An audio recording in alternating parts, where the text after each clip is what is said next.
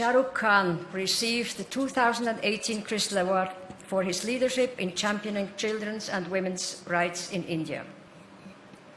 Sharoukhan was born in Delhi, India. When his school teacher asked him what he wanted to be in the future, he said he would become a Bollywood star.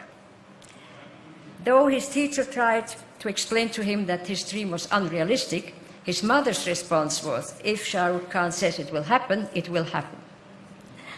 So the story goes.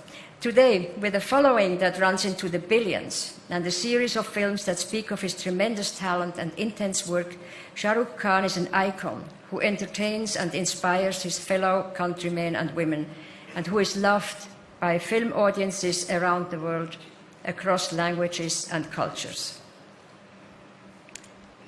Sharoukhan has also been one of India's leading philanthropists. He has been instrumental in funding and launching several charitable causes in India.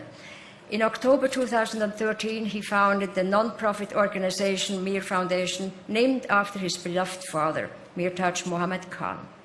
It provides support to women who are victims of attacks and suffer major acid attacks and suffer major burn injuries.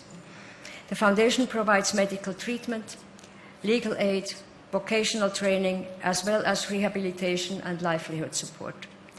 Sharoukhan has also helped create specialized children's hospital wards and has supported childcare centers with free boarding for children undergoing cancer treatment. I would like now to ask Sharoukhan to join me on stage.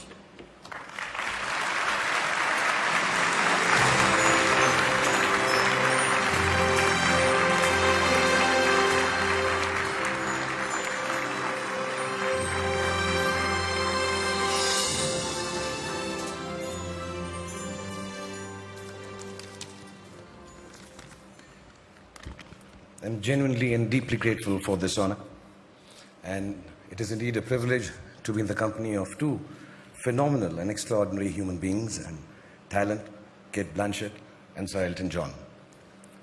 She is, of course, a lady who commands the wind, and you, sir, command the song of a billion hearts, including mine. So I'm really, really touched that I've been chosen between these two. Just a special request, before you go, can I do a selfie? Now, there I've embarrassed my children. Actors are renowned narcissists. No matter how much we pretend not to believe in external beauty, we tend to be obsessed by it one way or another. And perhaps being surrounded by this obsession of beauty, a few years ago I came across a lady who had been brutalized by an acid attack. And it kind of changed my life, or the perspective of it at least. To disfigure a woman by throwing acid on her face is, to me, one of the basest, crudest acts of subjugation imaginable. At the source of it lies the view that a woman does not have the right to assert her choice, to say no to the advances of a man or a group of people. And yet each of the women I met, I'd found within them the courage to move on with their lives and to reject the idea of victimhood. What struck me most about them was this, that what was done to them only made them braver and stronger and more able to free themselves to make the choices everyone around them was telling them they could not make, couldn't make, or should not make. From them I have learned how courage can catalyze victimhood into heroism, how solidarity rather than charity enables the human will to overcome, how equality is not a concept but a truth that encompasses all living beings, and how the service of others is not a choice anymore for any of us. It is a duty that all of us must fulfill in the name of humankind. When I journeyed through the lives of these heroic women and children through the work of Mir Foundation, I experienced a complete reversal of perspective. I stumbled upon the truth that there are no benefactors and no beneficiaries between living beings anymore. There is just a vast pool of resources, natural, spiritual, economically, technologically, that everyone is equally entitled to, but only some have gained more access to it, either by accident, as in my case, or by design and talent and hard work, as in the case of all of you present here.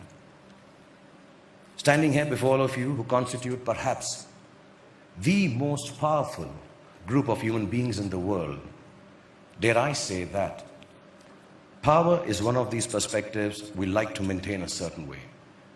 But power actually needs a complete reversal more than any other thing in the world today.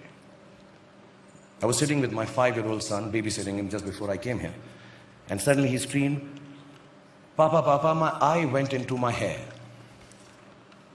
Can you get my eye out of my hair?" He didn't say, "Get my hair out of my eye," like we all believe they do. It's a bit like that when you have power, I think. You think things get in its way, but actually it's the power that is getting in the way. It gets in the way of universal access to resources because it seeks to control and enclose them. So we, the powerful, need to get out of the way, I think.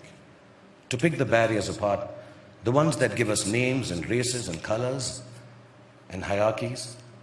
We need to get out of the way and into the work of breaking open access for each and everyone with a true sense of ourselves, not as more powerful or less privileged, but genuinely as equals. That is what I have learned from my beautifully scarred women. I'm grateful to these brave women and children who I work with for all that they have done for me, to the World Economic Forum and all of you present here today for recognizing their heroism by conferring this award and this reward upon me. Also, I want to thank my sister and my wife and my little daughter for bringing me up well and teaching me the value of requesting, sometimes imploring, and if I may add, sometimes even begging a yes from a woman instead of forcing it upon her. Thank you so much, Professor Schwartz, for having me here. And thank you, Mrs. Schwartz. Thank you, Davos. Namaskar and Jai Hind. Thank you.